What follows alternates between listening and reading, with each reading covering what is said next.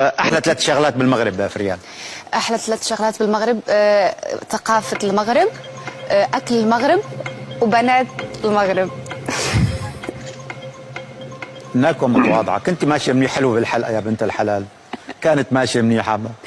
طيب، المغربيات والتسويق للأجنبي هو حب لا ينتهي.